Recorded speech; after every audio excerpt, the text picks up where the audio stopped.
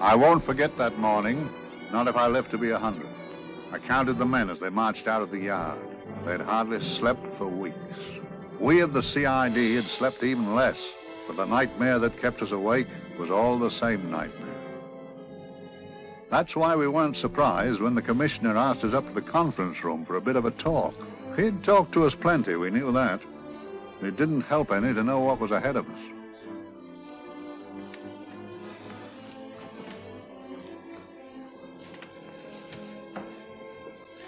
Must we have that window open, Gregson? Oh, shut it if you want to. Chief would be in enough of a temper without having a ruddy blast down the back of his neck.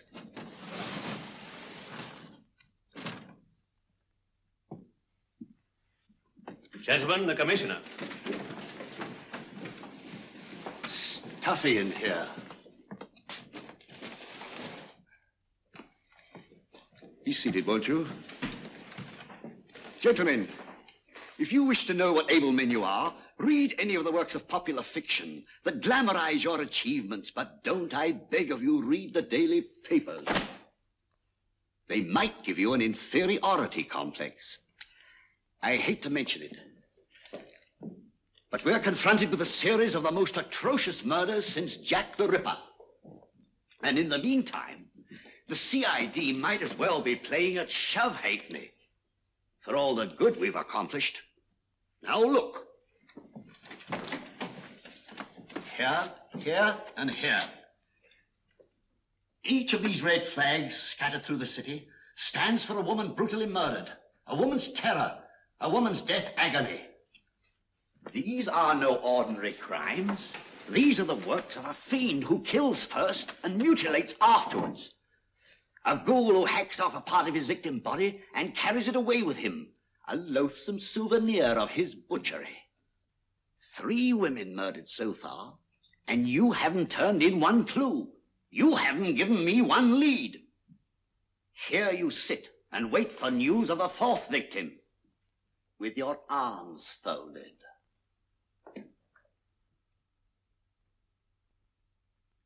Well, we hadn't long to wait. It was down Lambeth Way where a young woman was hurrying home late last night. She saw something and stopped. It was a constable. He spoke to her and he walked along with her, just in case. He saw her go down the stairway to the basement lodging where she lived. We can only surmise what happened after that.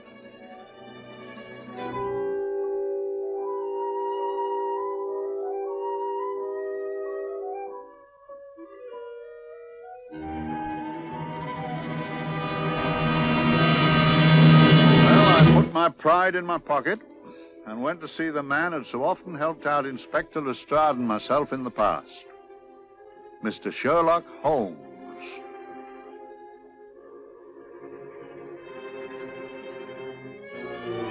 If ever a man needed help, I did.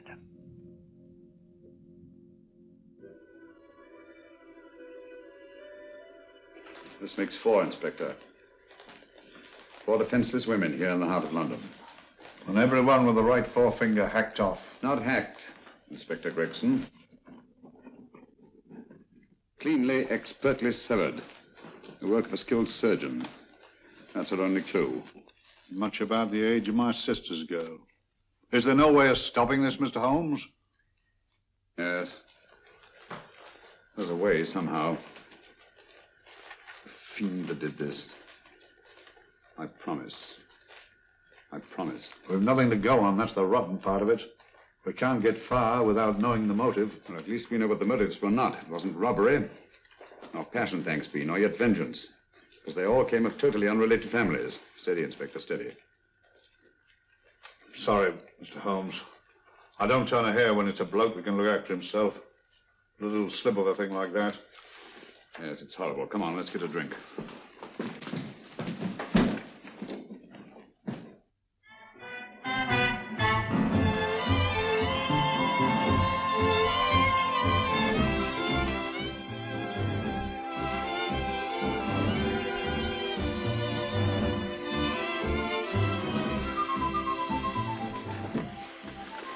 Good evening, Mr. Holmes. Good evening, Vincent. Whiskey and soda, please, and a double for my friend here, Inspector Gregson. Very good, sir. Make mine Irish. Decent of you to give me a hand with this thing, Mr. Holmes. Always a pleasure to be of help to Scotland Yard, Inspector. Little out of my line, looking for a maniac who murders just for the fun of the thing. Or perhaps just to get a human finger. In all 4 cases, the murderer risked capture by stopping to secure a finger. Wonder what for? Who knows? He's just a madman.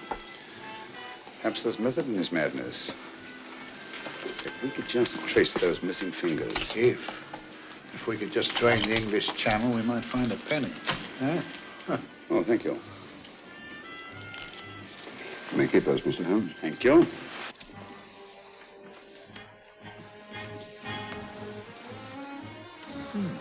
Sir George Fenwick, isn't it? Yes. Is that his daughter with him? Don't be so naive, Inspector. You know everyone, don't you, darling? Well, hardly. A week ago, I didn't know you. A week. How fast it's gone.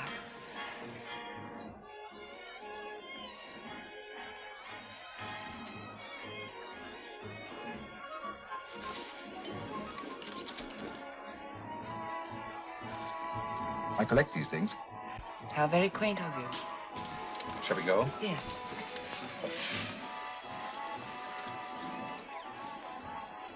What are you looking at, Mr. Holmes? Again, a very handsome woman. Not born to the purple, but giving an excellent imitation. Would you like to come to my flat for a nightcap? Lovely idea. Yes, isn't it?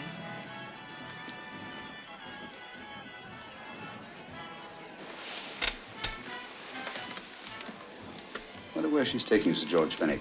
Don't be so naive, Mr. Holmes.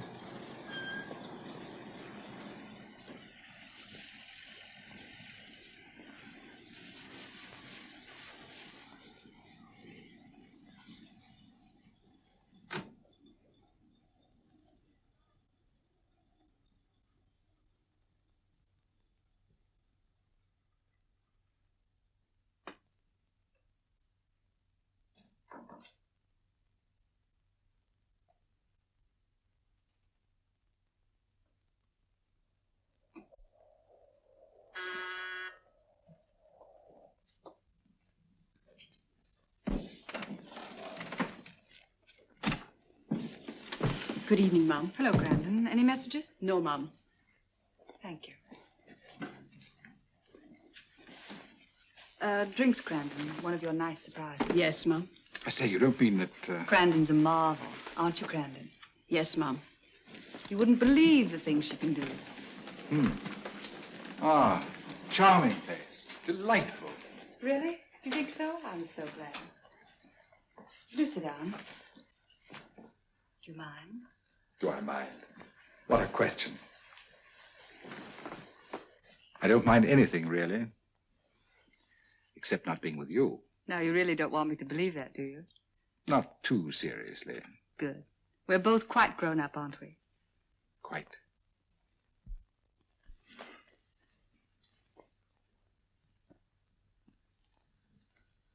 You're a treasure, Grandon.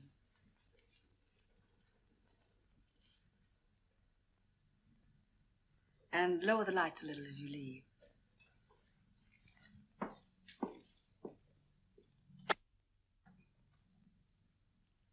I prefer a more flattering light. In any light, you'd be... Would I?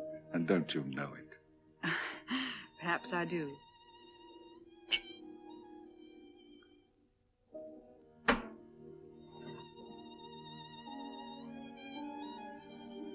Oh, that priceless woman. You wouldn't believe it, but she's absurdly romantic. She loves dreamy music, and she thinks that we... But we do, don't we? Do we? Well, it's rather soothing, restful. Yes. And we all need rest at times, like tired children who played too long. You've played with wooden soldiers, I suppose. Funny. Hadn't thought of that for years. Toy boats were my special joy. Anything I could set afloat anywhere. Like this. And this. Toy boats sailing into the Never Never Land. The land of beautiful dreams. Look. Look, odd, isn't it, how the light is reflected? Little specks of light that move and move, like stars on a slowly moving stream.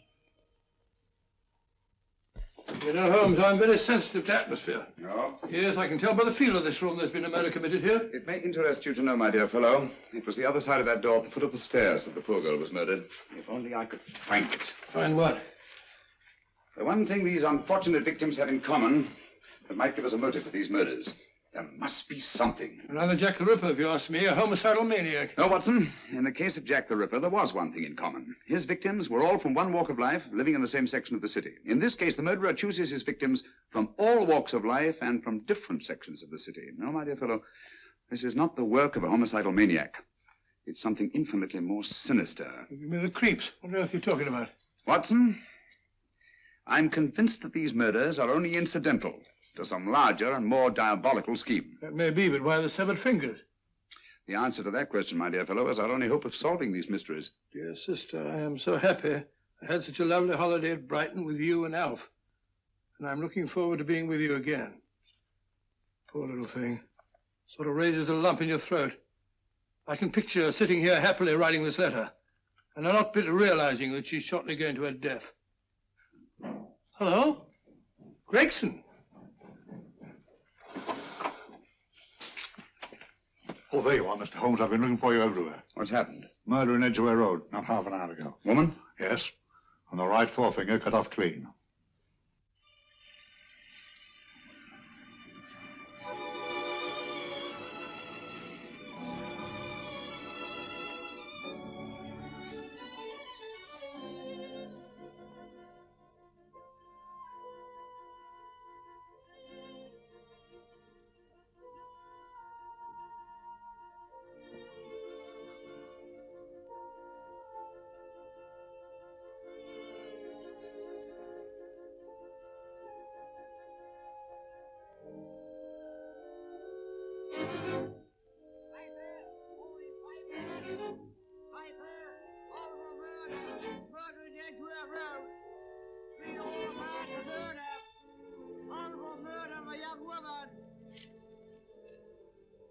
Get your papers. All for murder, papers, all about the murder. Morning papers, all about the murder. Papers, all for murder. Another young woman found murdered, papers here. All for murder, papers, papers, read all about it. Get your papers. Murder in Edgware Road. Horrible finger murder. Shocking murder. Murder in Edgware Road. Horrible murder of a young woman. Read all about the murder.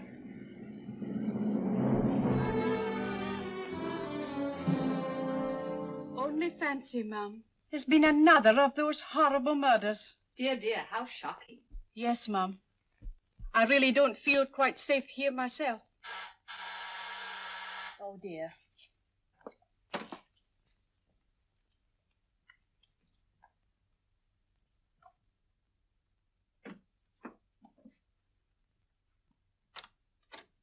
Why, Sir George! I must see Miss Marlowe at once. I don't know if she... I must see her. Where is she?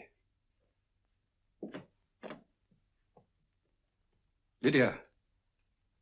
Why, Sir George, what is it? What happened? I don't know. You'll have to help me. You've got to help me. But I don't understand. Listen, I woke up a few minutes ago in a cheap boarding house off Edgware Road. I don't know how I came there. I don't know when. The last thing I remember is being here with you. Calm yourself, Sir George. When did I leave here? Well, it was about, It was 10:45, Mum. Precisely.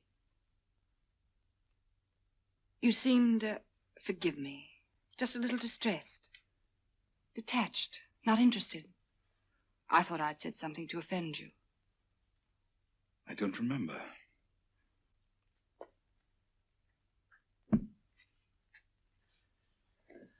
I can't remember. Tell me, has this happened to you before? Before?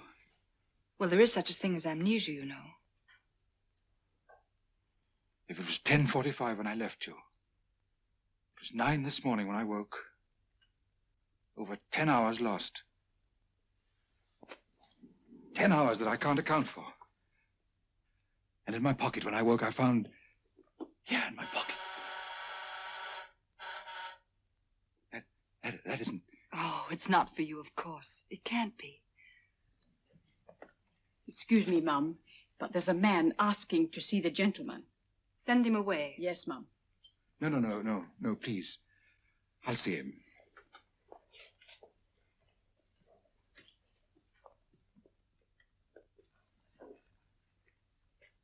Well? Delightful room. Not much like the place you woke up in this morning. You followed me here? Yes. Are you a detective? Oh, no. Quite the contrary. Don't be afraid, Sir George. You know my name? Oh, yes. A very old and highly honored name.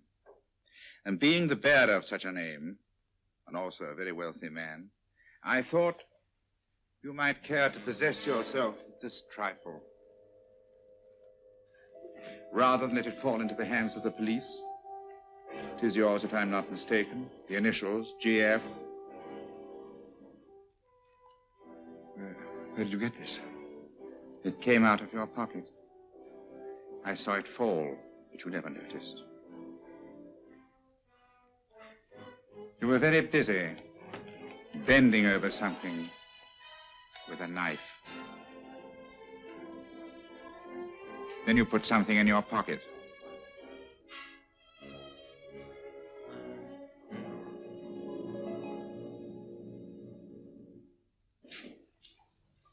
Come along, Holmes, come along, come along. How many more times must I tell you? You're missing a treat. This is delicious. Little jam tarts to follow. Aren't you tempted?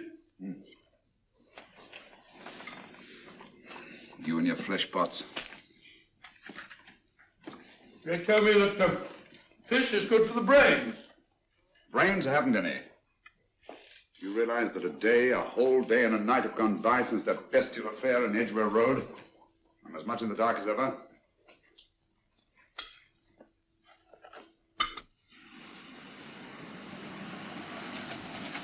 Hello, here comes a client, unless I'm very much mistaken.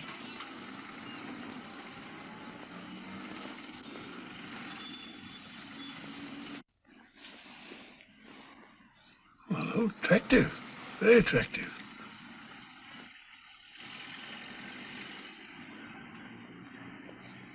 Obviously, she left home under the stress of some very great emotion. How do you know that? She isn't wearing any gloves. A startling omission in a young lady of fashion. Oh, she didn't put her coat on. Open car, too.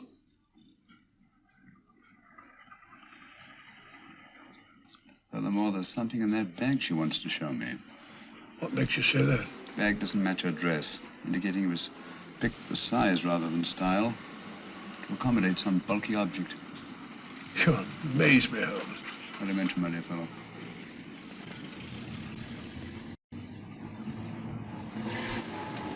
Well, that's interesting. What is? A cab, turning at the empty house. I wonder why he followed her here. Oh, wouldn't you? Quite possibly with glasses.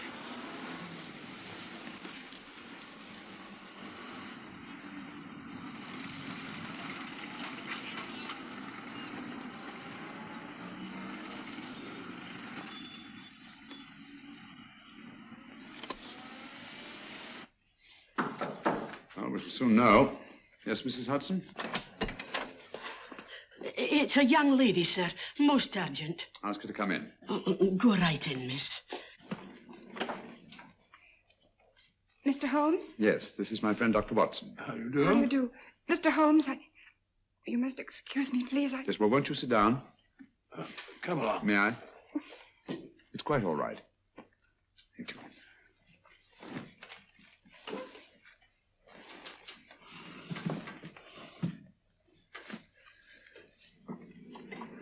Now try to control yourself, Miss Fenwick. You're with friends.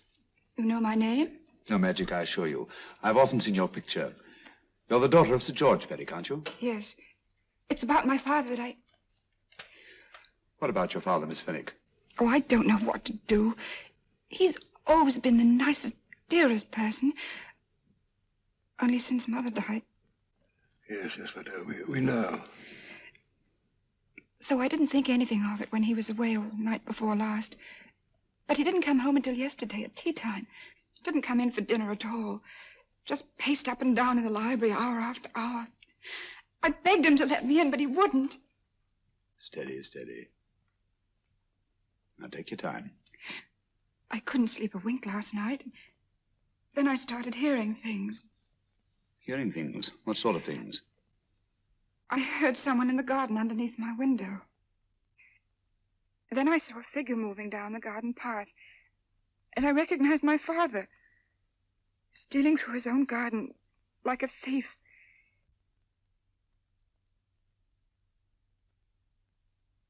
He had a spade in his hand, and he stopped by the greenhouse where he started to dig. This morning, at daybreak, I stole out into the garden and found this.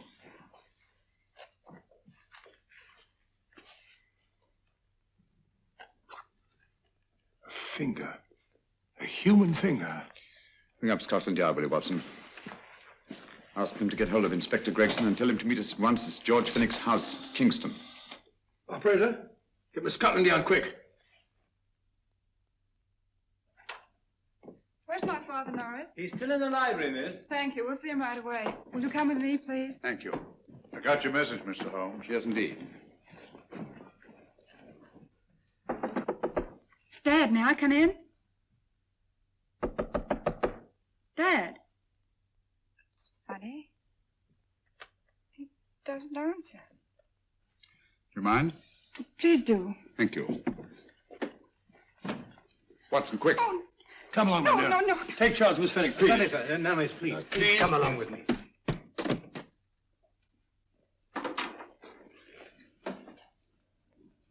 Dead? Yes. What do you make of it, Doctor? Shot in the back between the second and third ribs. The bullet undoubtedly had penetrated the heart. Look at the powder marks on his coat. I was afraid of this. What do you mean? Don't you remember the man in the cab who followed Miss Fenwick to Baker Street? Well, you don't think he had anything to do with it, do you? I think it's reasonable to assume that he tipped off someone that I'd been sent for. Sir George has obviously been murdered to keep him from telling me what he knew. What was the weapon used? Small caliber revolver, point blank range, by the look of the wound. The murderer came in through those French windows. The mud from the garden he brought in his boots. Sir George must have surprised the intruder. Passed the room to him here. What follows we can't tell. But from the location of the wound, I'd say that he turned his back for a moment, and as he turned, the muzzle of the revolver was placed between his ribs and one muffled shot fired. And you mean to say he kept on going, even after he was shot? There's no doubt about it. Look there. The trail of blood leads us back to the desk. Something Sir George was after. Something. I know. He was trying to summon help, poor chap. I don't think so, Watson. There's the bell pull by the fireplace. No, you'll notice from the trail of blood that Sir George made straight for this desk here. I wonder. There was something he was desperately anxious to get. Hello. His right hand's clenched. That's perfectly natural. Death agony. The left hand lies open. Why only one hand clenched in the death agony? The right hand, the hand nearest the desk. Please note that. If Sir George took something off this desk, something so important that he spilled his last drop of blood to get it, I want to know what it is.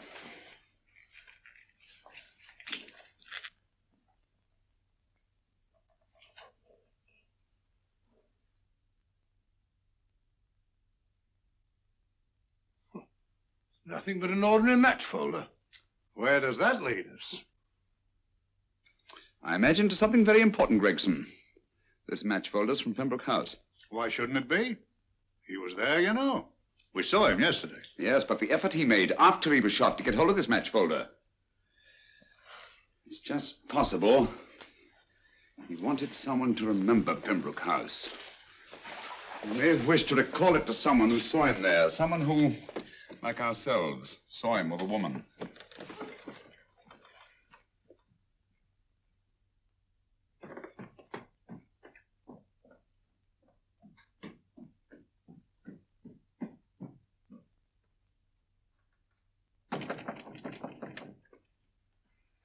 Come in. Oh, Dr. Watson, this came by hand for Mr. Holmes not 10 minutes ago. Thank you, Mrs. Hudson. That would be the report from Mr. George's bank. Report from Sir George. Oh, really? Don't you remember his daughter told us that he'd just closed his account? Had it looked into at once.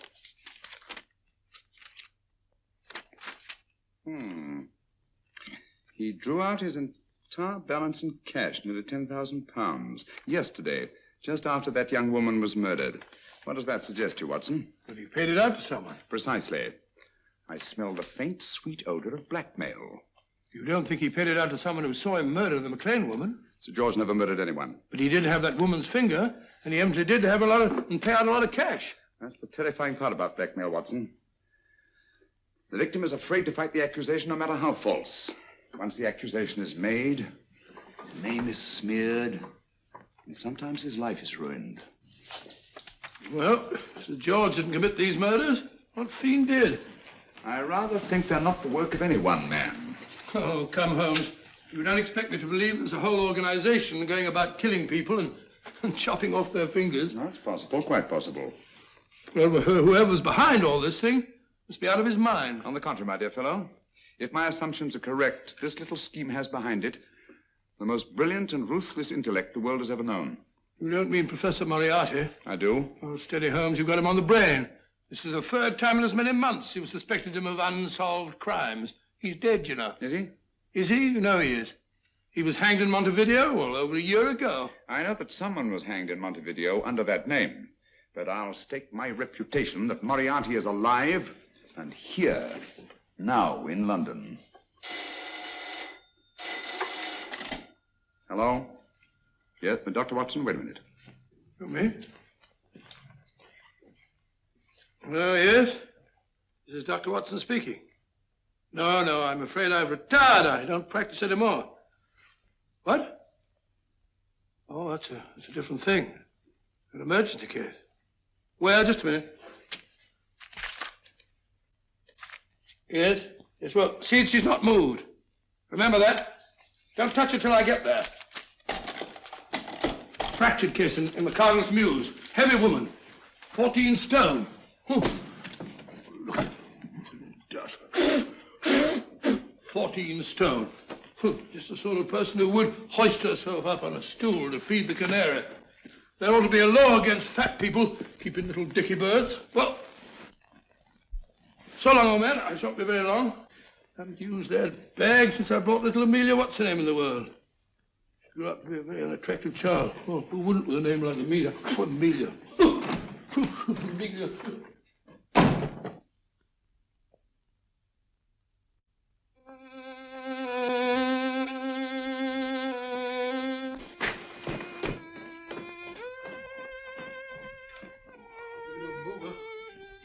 People are so stupid about accidents.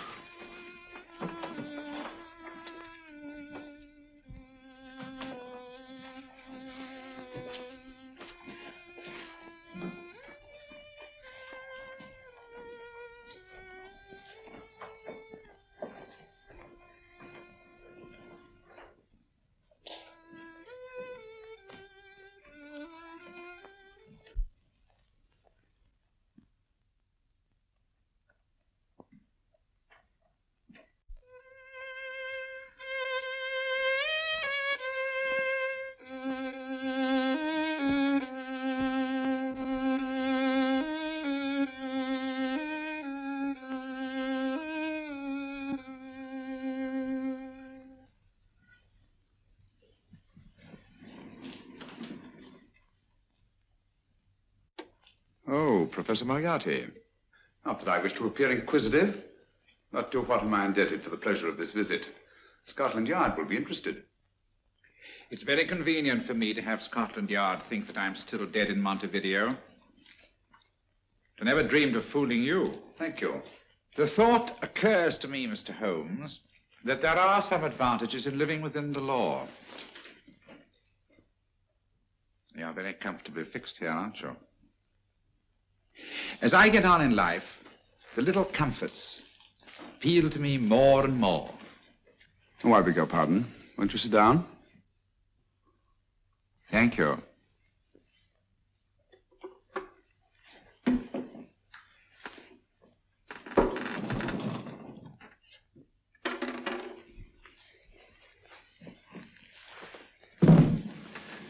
And now, Professor Moriarty, what can I do for you? Everything that I have to say to you has already crossed your mind. And my answer has no doubt crossed yours. That's final? What do you think? I shall not rest until you are hanged for the finger murders. You've no proof, you know. No, not a shred. But I have you. I could turn you over to the police here and now. You could. But if you did, you'd never see Dr. Watson again. Oh, the telephone call. Quite. I rather assumed you had taken some such precaution. Or I should have snatched up a revolver and indulged in a fit of heroics when you came in. Very smart, aren't you? Not smart enough. Or I should have anticipated you. But if any harm comes to Dr. Watson, I shall seek you out. I shall not rest until I find you, and when I do... No harm will come to Dr. Watson this time. But I can't answer for the future. Mr. Holmes, I should strongly advise you to drop this case. Don't be silly. Think it over. We've had many encounters in the past. You hope to place me on the gallows. I tell you I shall never stand up on the gallows. But if you are instrumental in any way in bringing about my destruction, you will not be alive to enjoy your satisfaction. And we shall walk together through the gates of eternity, hand in hand. What a charming picture that would make. Yes, wouldn't it? You know, I really think it might be worth it.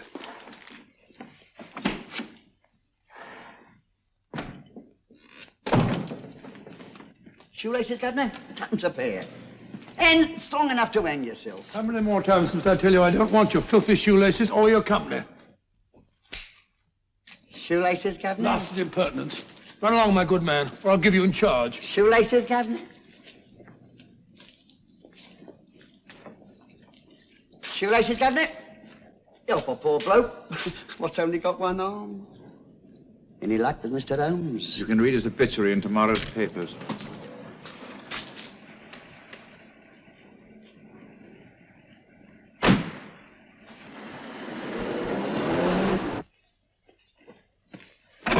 Oh, there you are, Watson. Come in.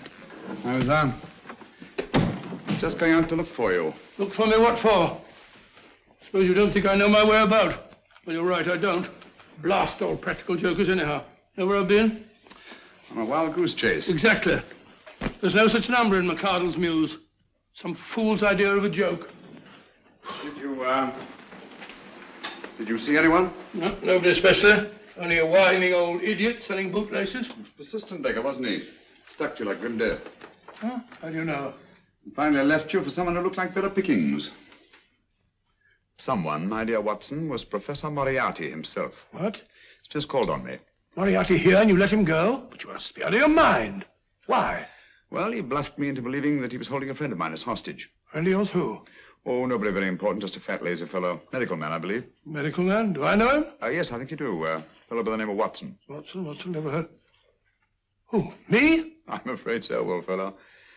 Your street hawker's job was to do away with you in a certain contingency. And you let Moriarty go? Because of me? I had no choice. We can't afford to lose you, old fellow. Well, it's very decent of the old chap, I must say, but... I wish you'd nabbed him. We shall, never fear. I know the motive for the finger murders. All I have to find out now is the method used with the blackmail victims. Method? Yes. How does Moriarty get them to the scene of the crime? How does he plant those severed fingers on them? And how does he scare them into believing that they may have committed those atrocious murders themselves? Curious.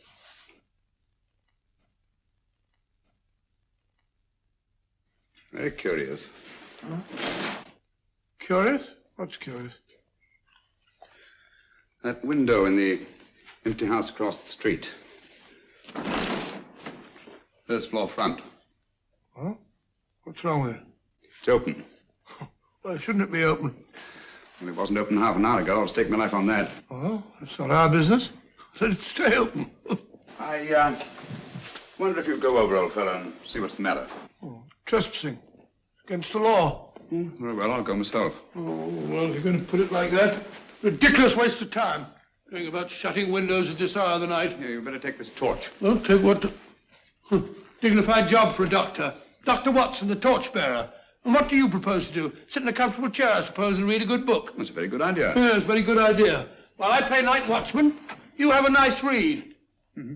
Good night. Have a good time. Have a good time. What do you mean, have a good...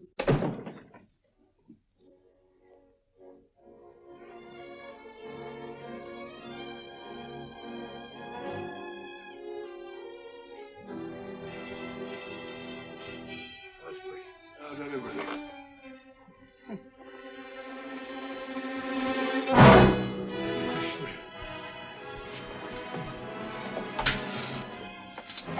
What on earth is for? Oh! Umbrella stand. Pretty little thing to keep about the house. Must have been a pet.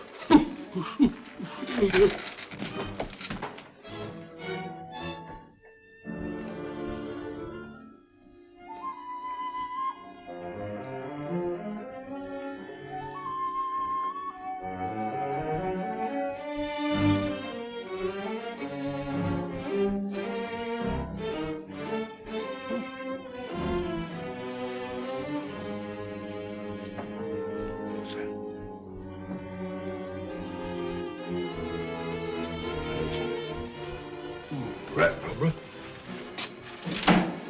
This was... Oh.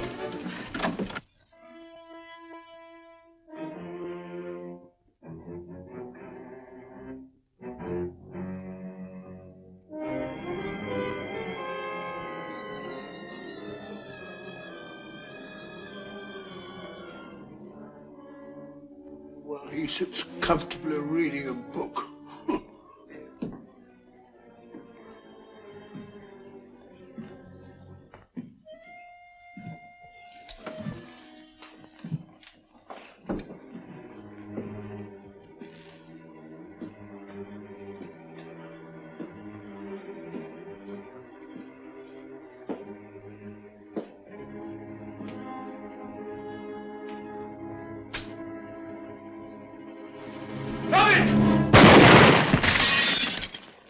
He killed Holmes! He killed Sherlock! Watson. You? But I saw him shoot you a second ago. Not me, my dear fellow. Merely the bust of Julius Caesar. Incidentally, you may have noticed that all through the ages, prominent men have prominent noses. Oh, I'm afraid we're in for terrible trouble again with Mrs. Hudson. Window smashed, plaster all over the floor. Get up, you.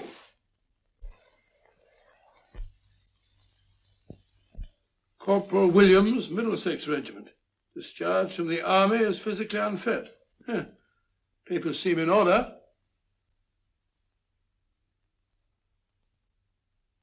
Now, Corporal Williams, you've seen service in the Far East, haven't you? The East? I thought so. Look at his complexion, Watson. Yellow as saffron. He's been taking atabrine. Cure for malaria. Sniper, aren't you? Sniper? Hmm. Why did you try to kill me? I had to kill him. I had to. Oh, snap out of it. Stop it, Watson. He's shamming. No, he isn't. Who told you to kill me? She told me. She told you? She told me I couldn't miss. Well, luckily you did miss, you murderer. He isn't a murderer, Watson. Listen, Corporal Williams. She told you you had to do it, didn't she? I had to do it. I've got it, Watson, I've got it. Got what? The method used in the finger murders. Well, what is it? Hypnotism, my dear fellow, hypnotism. And it wasn't against his nature, that's the devilish part of it. They picked a man for their purpose whose job was sniping. Who are they? Professor Moriarty and his finger murderers. Williams spoke of a woman. I think you'll find that she asked him home tonight for a drink. Nice quiet rooms, soft lights, music. You've got it all pat, Mr. Holmes. What's the lady look like? Oh, up 30, nice figure, blonde, lustrous eyes. Oh, really? Got a phone number? Oh, so? Williams will give us her address. Look after him, Gregson. Don't let anyone come near him. He's our key witness in the finger murders. Well, I hope you're guessing right, Mr. Holmes. Get up, Williams. Now, go with Inspector Gregson anywhere he tells you. Come on. Yeah. Ring me as soon as he comes to himself, will you? I will. Good night, gentlemen. Good night. Well, if you believe that fellow Williams was hypnotized, I suppose you think Sir George Fenwick was hypnotized too. Yes, I'm quite sure of it. Have a cup of tea? Thanks, old boy. Nothing to eat. Well, why didn't these people make Sir George do the murder himself? Because they didn't want to get him hanged. They wanted to blackmail him. Well, who do you think the actual murderer is? One of Moriarty's gang. A diabolically simple technique. Kill a woman. Yes. But why cut off the fingers? My dear fellow, don't you understand? The severed finger is what links the blackmail victim to the murder. He wakes, finds the grisly thing in his pocket. He doesn't know how it got there. He's no idea that he's been hypnotized. For all he knows, he may have committed the atrocious crime during some dreadful lapse of sanity. In that state, when he's utterly demoralized, the blackmailers take over. Is that it? Undoubtedly. You see, they swear that they saw him commit the murder. And being human, the victim will pay anything rather than stand trial on a charge that will make his very name loathsome. Oh, it all fits in if you believe in hypnotism. Yeah. The only possible explanation. You think the hypnotist is that woman with the blonde hair, the lustrous eyes, the woman you invented? I didn't invent her. I saw her. What on earth are you talking about? That woman, my dear Watson, was with Sir George when he left Pembroke House. I saw her there. I shall see her again, and Williams will lead me to her. That's why it's so important to keep him safe. He will identify her.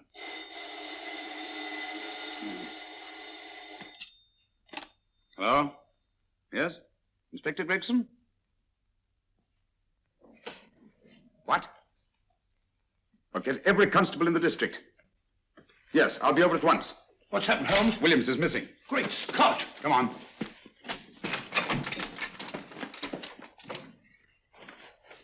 Lorry crashed into Gregson's car. During the confusion, Williams disappeared. Escaped, eh? No, kidnapped. To keep him from talking when he came to. You don't think that Moriarty... With Moriarty? Anything is possible.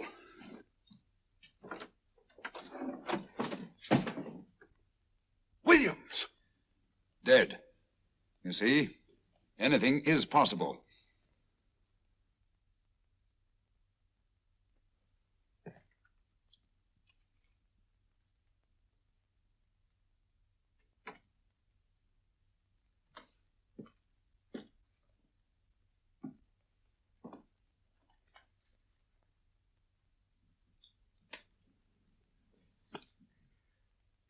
Oh, good morning, Professor Moriarty.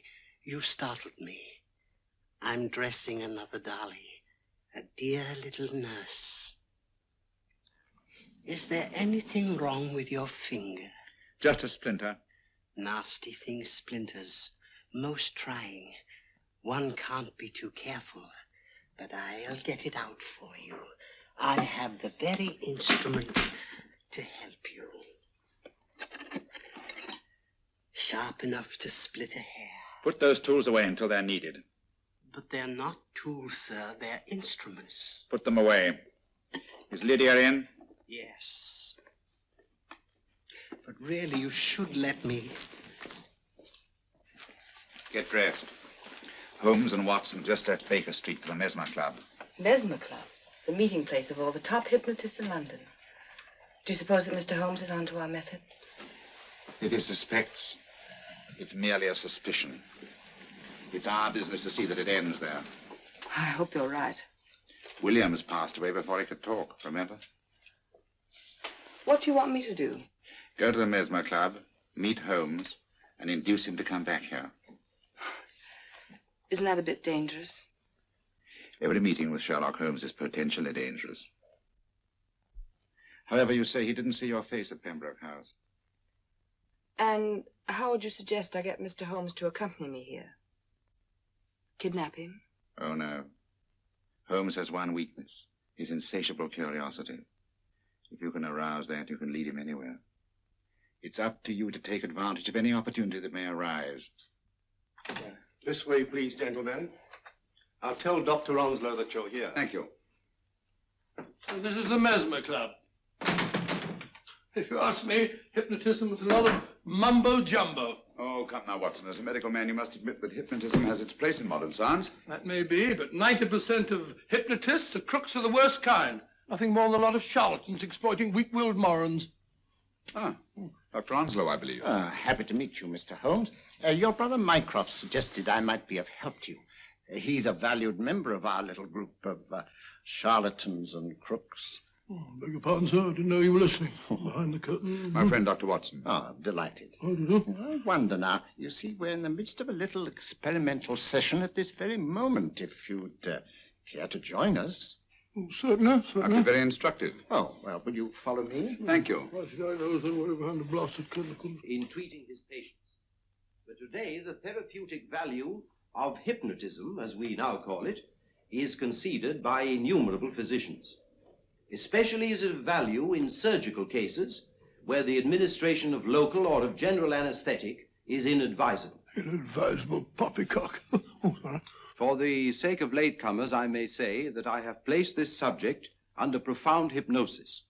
In this condition, he can feel no pain, even under applications which normally would be excruciating. Excruciating? Excuse me, please. Carter, you are having a peaceful sleep. You feel nothing. Your arms and your hands are without sensation. Mowbray, the long needle.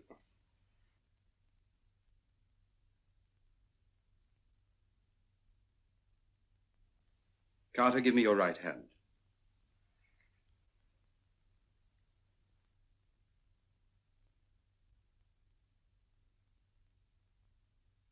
As you observe, the needle has been thrust completely through the subject's hand. No feeling, no pain. This lack of feeling is the one infallible test of profound hypnosis. Nonsense. Fellow's full of drugs. Oh, isn't he? Definitely not, Doctor. Wake up, Carter, wake up. You feel well and rested, remember. No pain anywhere. Wake up, wake up. I say, when are you going to begin? All through, Carter. Stand up. This way, sir. And, are these all the people that come here? Oh, no. Others keep dropping in all the time. I suppose it's all right for those who believe in it, but of course, I'm a professional man myself. Then you don't believe in hypnotism, Dr. Watson? I don't deny that there are certain types of hysterical, feeble-minded people who go under if you point your finger at them. But anyone with an ounce of character... How right you are. You see right through our little artifices, don't you, Doctor? Right through, my dear sir. Right through. Right so. But with the feeble-minded, as you say... excuse us, Mr. Holmes. Certainly. Step over here, won't you? Certainly, sir. Anything to oblige.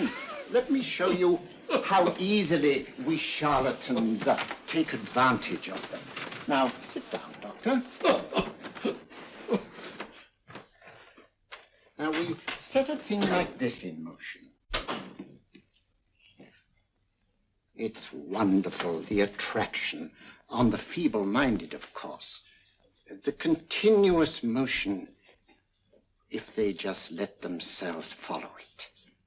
Of course, you could stare at it till doomsday, Dr. Watson, with no effect at all. Still, it might make you a little drowsy, like the white ribbon of road at night when you're driving. The rhythm is smooth, unbroken, and the road goes on and on, round and round, always the same, winding and winding. And you're drowsy, you're tired. Let the road come into you, as it were. The long road, the smooth road, the road to sleep. Sleep.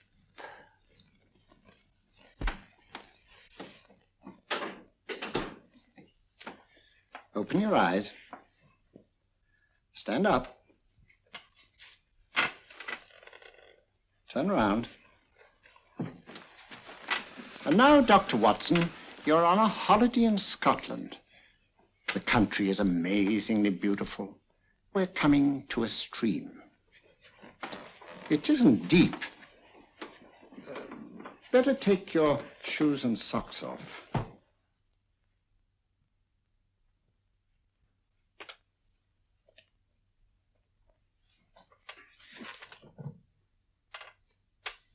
Roll up your trouser.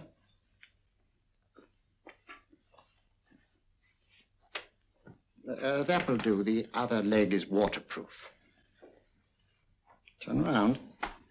Mind the pebbles.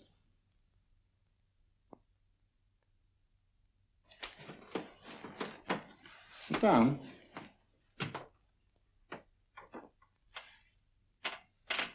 Wake up now.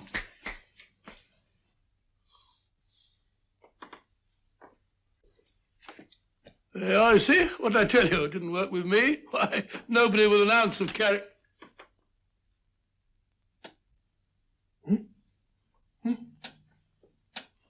I think you'll need these.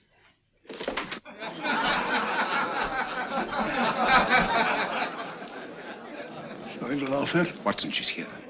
Oh, the woman you're looking for? Yes, I'm going to meet her. Perhaps I can induce her to take me to Moriarty. Do you think it's wise, Holmes? It may not be wise, but it's essential. After all, I've held me on with Moriarty in the past. But isn't it dangerous? She might be a hypnotist. My will isn't stronger than hers. I deserve to be hypnotized. Shh. I feel I must protest, Dr. Onslow. I was told this was a gathering of serious students of a great science, and I find myself in a company of buffoons. Oh, my dear madam. Elliots and Esdale, Braid. Were those men martyrs for the truth, that you may laugh over your childish, cruel tricks? I must say I'm in complete agreement with you, madam. This was most unnecessary performance, Dr. Onslow. Beg your pardon, sir. My name is Holmes, Sherlock Holmes. At your service, madam. Thank you, Mr. Holmes. I'm afraid I've created a rather embarrassing situation. But you see, I'm interested in the serious study of hypnotism. So am I, too.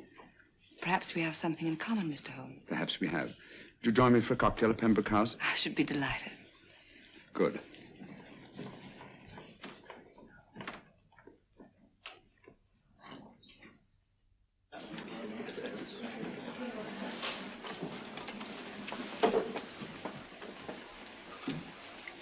Thank you. I didn't know there was such a pleasant place in London. It was so nice of you to suggest our coming here. I thought a little pick-me-up would do us good. You mean you thought I looked... I like the way you look. Thank you.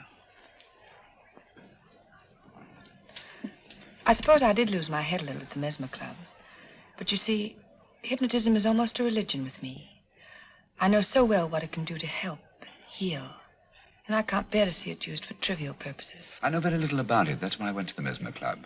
You see, I'm rather puzzled just now with the case that I'm working on. How fascinating. Tell me about it. It's the murder of Sir George Fenwick. Fenwick? Who's he? Quite a well-known figure. Odd now I come to think of it. Last time I saw Sir George was here at Pembroke House. Strange. Yes, isn't it? He was sitting, I believe he was sitting at this very table. Cigarette? Thanks. Do go on. There was a charming lady with him. He was lighting a cigarette.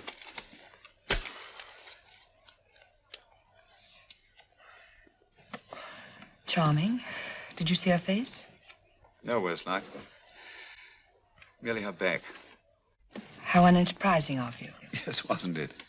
Afraid I'm getting a little older. I shouldn't say so. That's nice of you. Still, the first time in my life, I've got hold of a case that's beyond me. I'm actually losing sleep over it. You know, Mr. Holmes, I believe I could help you. Really? I should be very grateful. You're amused. Oh, merely skeptical. How would you go about it? I've used hypnotism more than once in healing. Not for profit. I'm not a professional. But I do think I could help you. If you'd care to... I can't think of a pleasanter experience.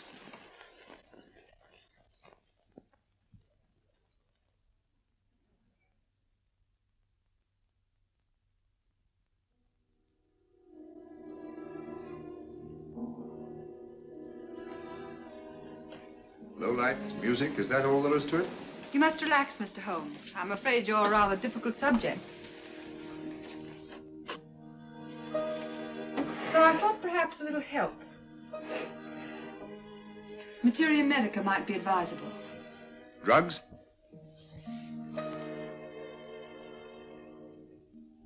No, I'd rather not, if you don't mind. As a matter of fact, I'd rather not myself. But Schrenk-Notzing he practiced in Munich, you know.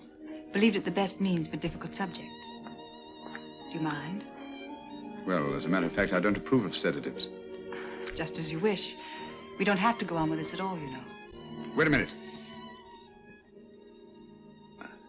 Wait a minute. All right. I'll take a chance. It's really quite harmless. What is it? Cannabis japonica, an oriental soporific. You'll need water.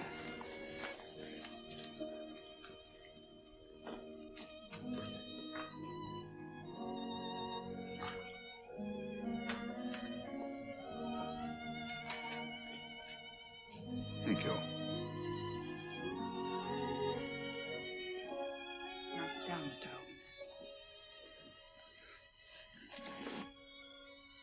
Holmes. You'll feel yourself growing drowsy.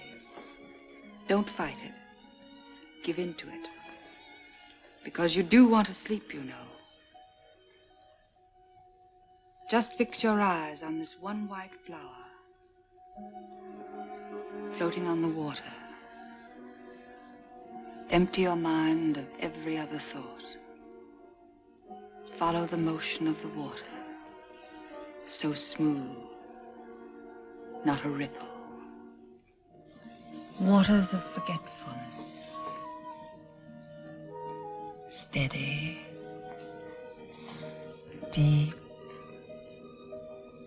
strong. Strange, isn't it? How the light is reflected. Little specks of light that move and move.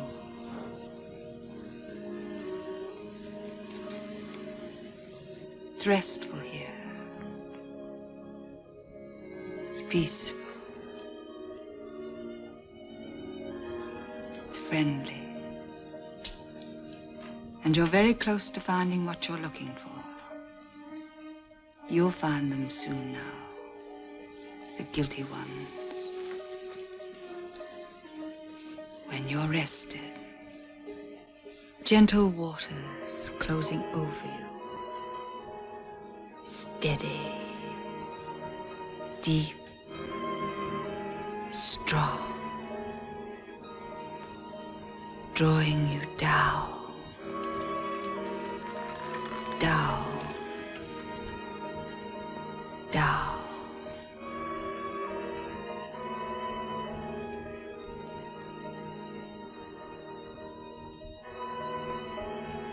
Sleep. Sleep. Sleep.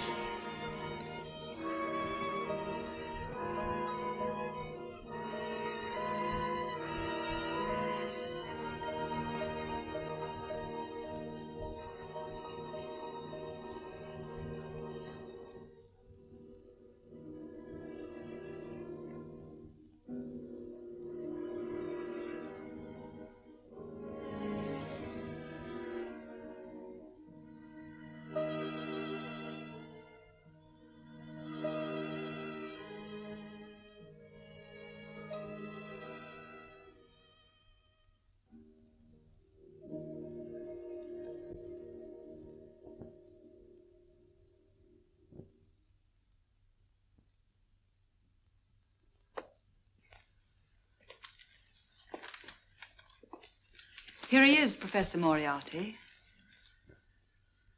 Stand up, Mr. Holmes.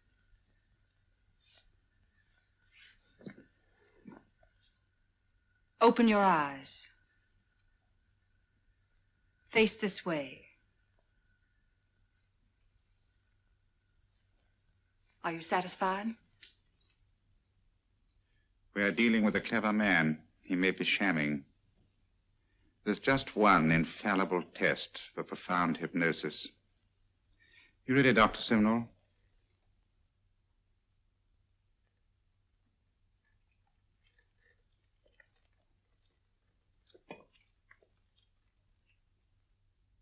That will do, Doctor.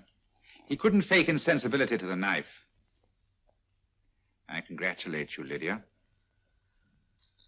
Turn round, Mr. Holmes. Now walk to the desk.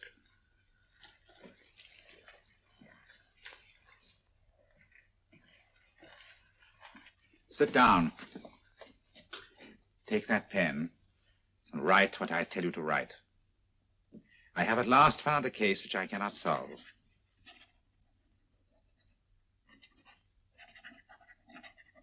I have outlived my usefulness. Therefore, I have decided to end my life.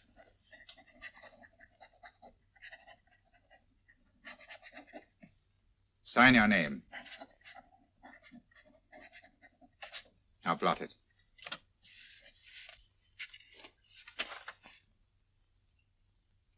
Fold it up and put it in your pocket. Come, Mr. Sherlock Holmes. Go out onto the terrace. But it won't look like suicide, sir. I'm sorry, but Mr. Holmes' injuries must all be self-inflicted. Let's walk a little, Mr. Holmes. It's so pleasant here in the garden. Just step up here onto the terrace. It's a nice, broad terrace. Now turn to the left and walk slowly to the end of the terrace.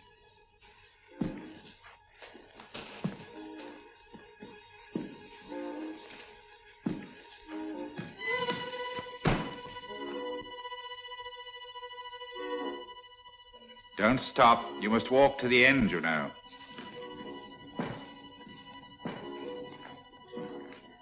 The end leads to an open doorway. You can pass through it in perfect safety. In the room beyond the doorway, you'll find what you've been looking for. Must you drag this on? This is the moment I've been anticipating for a long time, my dear. Go on, Mr. Holmes.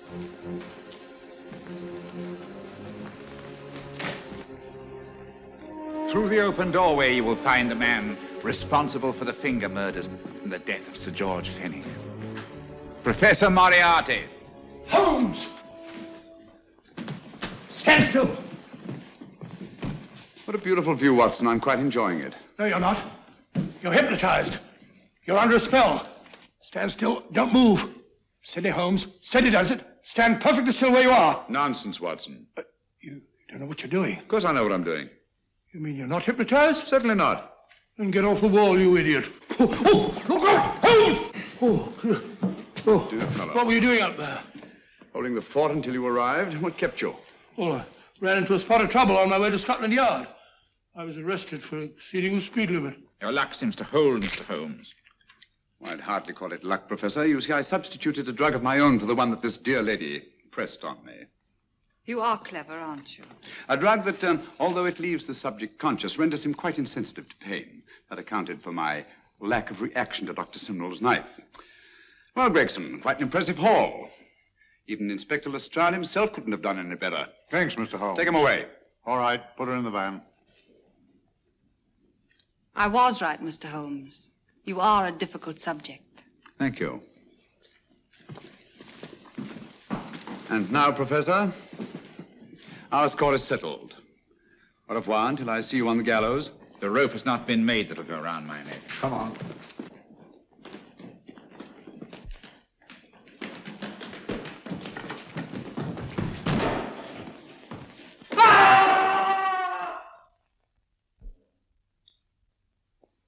I'll take care of things, Mr. Holmes. Thank you, Inspector. Come on. An evil man, Holmes, but what a horrible death. Better than he deserved. What are you thinking of? I'm thinking of all the women who can come and go in safety in the streets of London tonight. Stars keep watch in their heavens. And in our own little way, we too, old friend, are privileged to watch over our city.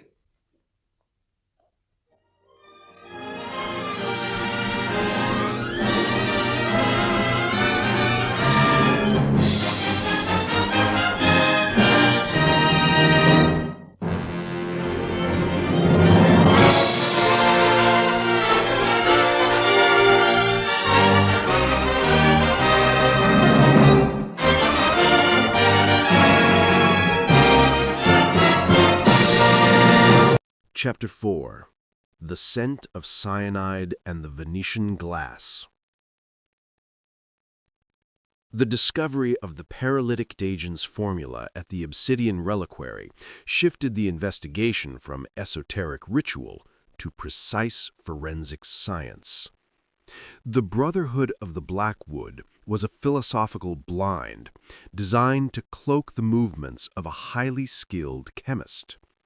We had the motive, the tablet of Uruk Amu's hidden secret, and the method, paralytic injection followed by cyanide gas and staged impalement. Now Holmes had to connect this calculated chemical knowledge to an individual.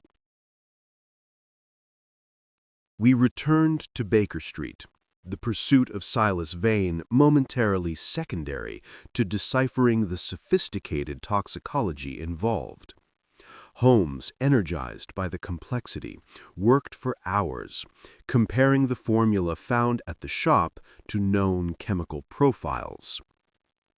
The paralytic, Watson, is derived from a refined synthesis of conaine, a potent neurotoxin, but rendered non-lethal and incredibly fast-acting through the addition of a specific organic ester. Its rapid onset and equally rapid dissipation are crucial. It immobilizes the victim just long enough for the final staging, leaving no trace for a conventional autopsy to find. But what about the cyanide? I pressed. You identified it as potassium ferrocyanide gas. How was that delivered into the locked room? And why did it leave that faint, acrid scent only Mr. Callow, the security chief, initially noticed? Ah, the cyanide delivery is the true stroke of genius in this performance, Holmes murmured, staring intently at the ebony spear which lay once more on the table. The spear is our delivery system, but not in the way we first imagined. The steel tip and the upper third of the ebony shaft are hollow, Watson, not for gas storage, but for gas generation. Holmes procured a small, specialized metal detector, normally used for locating buried coins, and ran it along the lower haft. It remained silent. When he passed it over the upper third, a faint, high-pitched whine was emitted. Beneath the ebony sheath, running along the inside of that hollowed channel, is a thin, pressurized bladder or capsule, Holmes deduced, pointing to the area where the metal was detected. This capsule contained the acidic compound necessary to react with a small stored charge of ferrocyanide powder. The kinetic energy of the impalement, a short, sharp thrust, caused the acid to breach a separating membrane. The resulting chemical reaction generated the small, intense plume of cyanide gas that quickly killed Ashworth and then rapidly dispersed, leaving behind only the fleeting scent Callow reported. It was an ingenious, self-contained, self-destructing gas generator, all hidden within the ancient spear. The combination of advanced organic chemistry, the paralytic, and highly specific mechanical chemical engineering, the self-destructing spear, pointed away from a university professor like Thorne and towards someone with practical, cutting-edge industrial knowledge. The perpetrator needs access to rare reagents and a facility for highly specialized engineering, I summarized. That points to someone in industrial chemistry or advanced metallurgy, or someone who has intimate access to both, coupled with a deep personal connection to Ashworth. Holmes turned his attention to the victim's immediate family. Lord Ashworth's only living relative, who stands to inherit his considerable fortune and his entire archaeological estate, is his estranged niece, Miss Eleanor Ashworth, a woman who possesses not only a degree in advanced chemistry from Heidelberg, but a notorious passion for highly specialized, intricate crafts. The eccentric chemist. Miss Eleanor Ashworth resided in a magnificent, if slightly dilapidated, townhouse on Chain Walk, overlooking the Thames.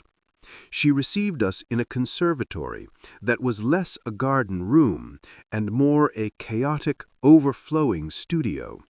The air here was not dusty like the reliquary, but sharply aromatic with the scent of volatile organic compounds and heated metals, the clean, precise smell of industrial science. Miss Eleanor was a woman in her late 20s, possessed of a restless intellect and a nervous intensity. Her hands, though stained with what looked like copper sulfate, moved constantly as she spoke. She was dressed in practical masculine tweed, a deliberate contrast to the formal trappings of her inheritance.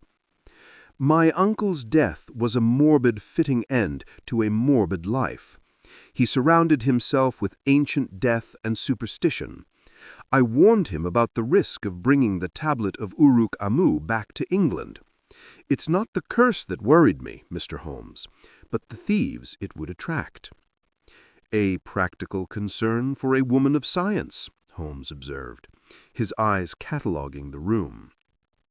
The conservatory was dominated not by flowers, but by workbenches laden with beakers, condensers, Bunsen burners, and a formidable electric furnace. I have no patience for superstition, Eleanor Ashworth affirmed. My uncle's obsession was collecting history. Mine is creating precise, beautiful, and controlled matter. Holmes stepped closer to a sealed glass cabinet that occupied the entire far wall. It held